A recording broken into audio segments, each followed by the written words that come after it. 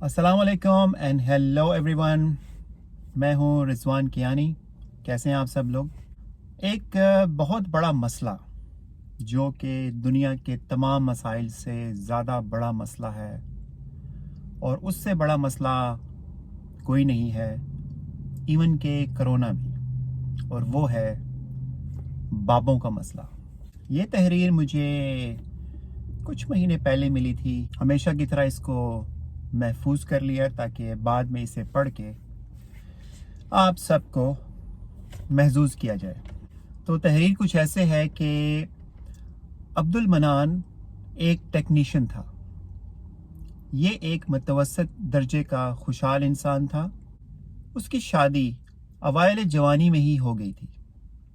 ये चूंकि फ़िक्र माश से आज़ाद था, लिहाजा हर साल एक ब्रांड न्यू बच्चा इस दुनिया में लाना उसने अपना शरई, इखलाकी, कौमी और ख़ानदानी फरीज़ा समझ लिया था।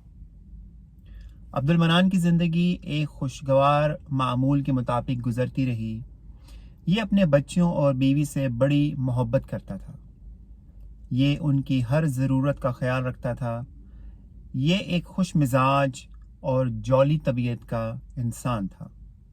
ये कभी गुस्से में नहीं आता था। उसके चेहरे पर हर वक्त मुस्कुराहट रहती थी, जो उसकी फितरत में भी थी और नौकरी की मजबूरी भी। वक्त गुजरता गया। अब्दुल मनान के बच्चे बड़े हो गए। ये 9वीं 10वीं क्लास तक पहुंच गए।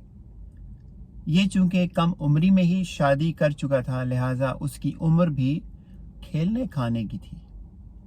ये वो अहम मुकाम था जहां से अब्दुल मनान की ज़िंदगी ने ट्रेजिक टर्न लिया।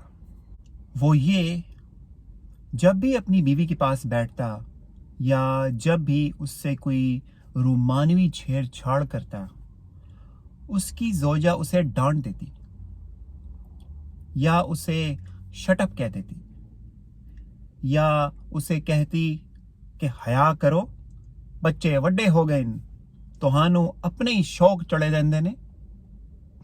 अब्दुल मनान की जिंदगी के मामलात धर्म भरम हो गए। वो छोटी छोटी बातों पर हाइपर होने लगा। उसका ब्लड प्रेशर हाई रहने लगा। उसके बच्चे उससे डरने लगे। उसकी नौकरी पर भी असर पड़ने लगा। ये साथियों से उलझने लगा। ये मामूली बातों पर तू तकार करने लगा। लोग हैरान थे कि अब्दुल मनान, जो एक खुश मजाज और जौली इंसान था, उसकी ये हालत क्यों कर और कैसे हुई। यही वो अलमिया है जो पाकिस्तानी बाबों को डिसेंट बाबे की बजाय चाचा करमू टैम पीस जैसे बाबों में बदल देता है। ये जैसे ही उधेड़ उम्री की मंजिल पार करते हैं, उनकी जौजा बीवी से मज़ार का रूप धार लेती है। उसके मुंह से हर वक्त दर्स वली आपा बिल्कीस की नसीहतें और तारिक जमील के जन्नत दोज़ख के दर्स की आवाज़ें आना शुरू हो जाती हैं। उसके पास बैठना तो दरकिनार, उसकी तरफ पुश्त करना भी बेअदबी शुमार होता है। ये वही बीवी होती है जो शादी के पहले साल खावंद के घर आने पर मोरनी की तरह पीलने पा रही होती है। अब ये खानका का मजावर बन जाती है। ये बाबे की जिंदगी में एक ऐसी कसक भर देती है जिसकी वजह से बाबा खपत्ता, सड़ियल और ठरकी हो जाता है। आप किसी मोहल्ले में चले जाएं, आप गलियों में थड़ों पर बैठे बाबों को चेक कर लें। ये सब जिंदगी से बेजार बैठे हुए हैं। ये हर बच्चे को झड़कते हैं और हर बच्ची को ताड़ते हैं। ये बाबे बेकसूर हैं।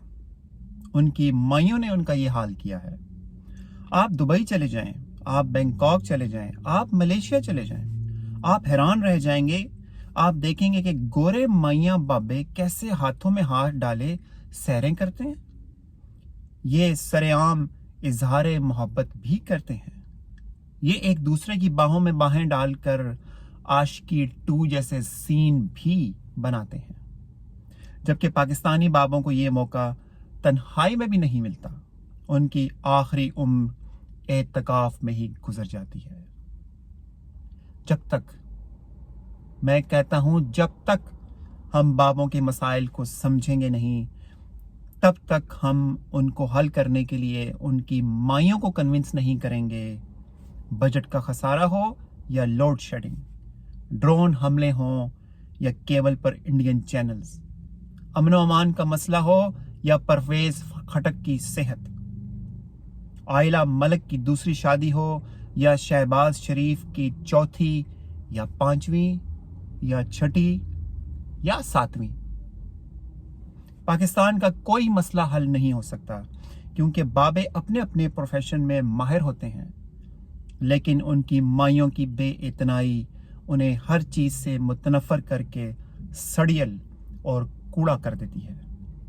ये कुछ भी नहीं कर सकते कि सिर्फ व्हाट्सएप पर बैठकर सड़ सकते हैं, मनकूल बिलखसूस ग्रुप के बाबों की तसल्ली के लिए। अगर पाकिस्तान तरक्की करना चाहता है तो पाकिस्तान को इन बाबों के मसाइल का हल ढूंढना होगा। इसके अलावा पाकिस्तान कभी भी तरक्की नहीं कर सकता। तो सोचिए और हल तलाश कीजिए। अपना ख्याल रखिए। अल्लाह हाफिज।